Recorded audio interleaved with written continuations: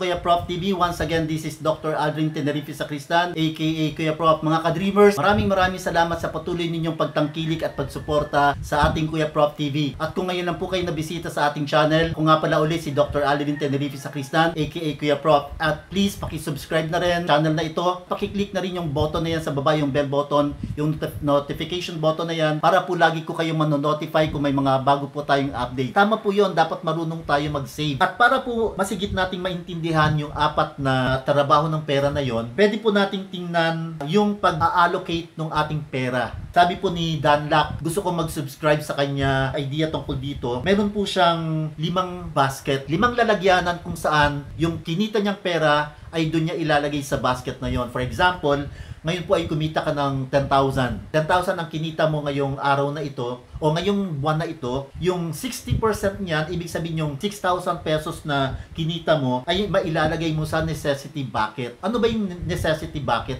Ito yung basket na kung saan yung 6,000 ay gagastusin mo sa iyong pang-araw-araw na pangangailangan, sa pagkain, sa upa sa bahay, tubig, kuryente, at iba't iba pang mga pangangailangan mo araw-araw. 60% ng kinita mo ay gagamitin mo, spend mo doon sa mga pangangailangan na yon. Napakahalaga niyan sapagkat pagkakasyahin mo yung 60% doon, hindi ka pwedeng gumastos ng mas malaki sa 60%. Kaya inilalaan mo yung 60% ng kinita mo doon sa iyong necessity basket. Ngayon, yung pangalawang basket naman, ito yung emergency basket. O sabihin natin wallet. Yung 10% ng iyong kinita ay ilalagay mo doon sa basket na yon. Emergency basket or wallet, sabi ko nga kanina. At hindi mo siya gagalawin kung wala mang emergency sa pamilya, sa buhay mo. At least may 10% ka, 1,000 yon. Sa loob ng isang taon, makakaipon ka ng 12,000. May 12,000 kang nakahiwalay na budget kung sakaling may mangyayaring hindi maganda sa pamilya. May emergency fund ka. 10% po yon. Another basket, another wallet ay yung investment wallet or basket. Yung 1,000 doon sa yung kinita, ilalagay mo sa investment para mas patuloy siyang kumita ng pera buwan-buwan.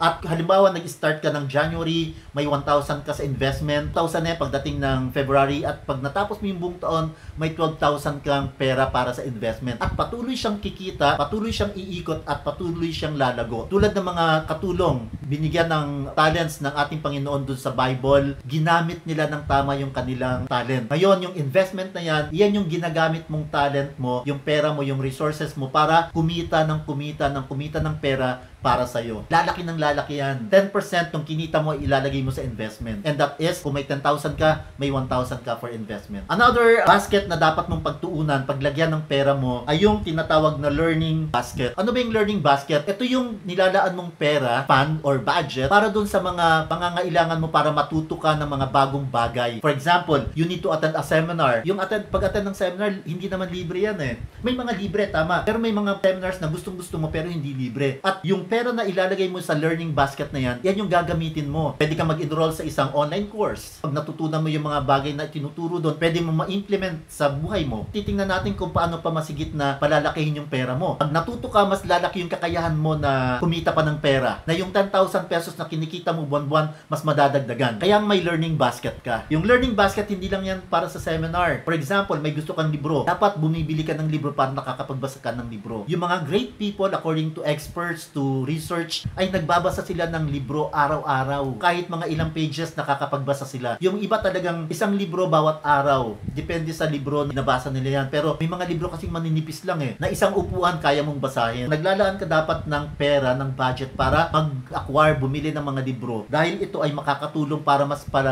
palaguin ka at palakasin yung kakayahan mong kumita ng pera. Yun po yung learning basket. At ito po yung huling basket na dapat pinaglalagyan mo ng budget. Fun basket. Syempre, sa loob ng isang linggo, nagtatrabaho po tayo, nagsisikap po tayong kumita ng pera, napapagod po tayo. Pagdating ng weekend, dapat po nag-e-enjoy tayo. Naalala ko sa aking libro, sa kaalaman po ng lahat, may libro po tayong isinulat, yung Smile 5 Ways to be Happy. Isa po doon ay yung Enjoy Life. Dito po sa fun budget, we are being taught on how to enjoy life. Nag-iisa lang po yung buhay natin. Dapat ine-enjoy po natin yan. Hindi po puro trabaho, hindi po puro paggawa ng perang inaatupag natin. Dapat binibigyan din natin yung sarili natin na mag-enjoy. Mag-enjoy kasama ng ating mga mahal sa buhay. Mag-enjoy kasama ng ating Panginoon, ng ating may likha. Mag-enjoy po tayo pag weekend, pumunta po tayo sa simbahan. Magpuri po tayo sa ating Panginoon. Mag-enjoy po tayo spiritually. Mag-enjoy po tayo physically. Mamasyal po tayo. Manood po tayo ng sine. That is physical enjoyment.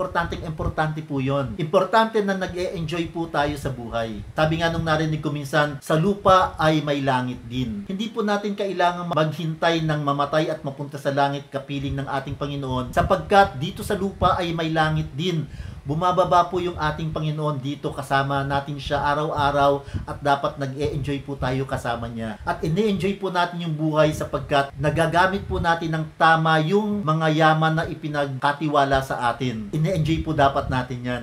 Enjoy life. Nag-iisa lang yan. Yun po yung mga paraan kung paano natin magagamit ng husto yung pera according to their job. Naalala niyo po ba yung 4 na trabaho ng pera? Spend, save, invest, and donate. Para po ma-divide natin yung pera na yon, ito po yung mga basket na dapat nating tandaan. Doon natin ilalagay para magtrabaho ng tama yung pera natin. Mahirap man, mayaman man, gaano man kalaki yung perang dumarating sa buhay mo, buwan-buwan, araw-araw, dapat gamitin po natin, pagtrabahuin po natin sila. At yung 4 na yun dapat nating tandaan. I-divide po natin. Again, necessity basket, emergency basket, investment basket, learning basket, and fun basket. So maraming salamat po sa inyong lahat. Tulad po ng lagi kong sinasabi, ang Kuya Prof TV ay nagbibigay po ng insights, mga practical, important, and life-changing insights sa ating mga kapwa Pilipino, mga kapwa ko dreamers. Yan po yung ating layunin sa Kuya Prof TV. At kung may natutunan po kayo sa video na ito, sa vlog na ito, pwede po nating ibahagi yan sa ating kapwa dreamer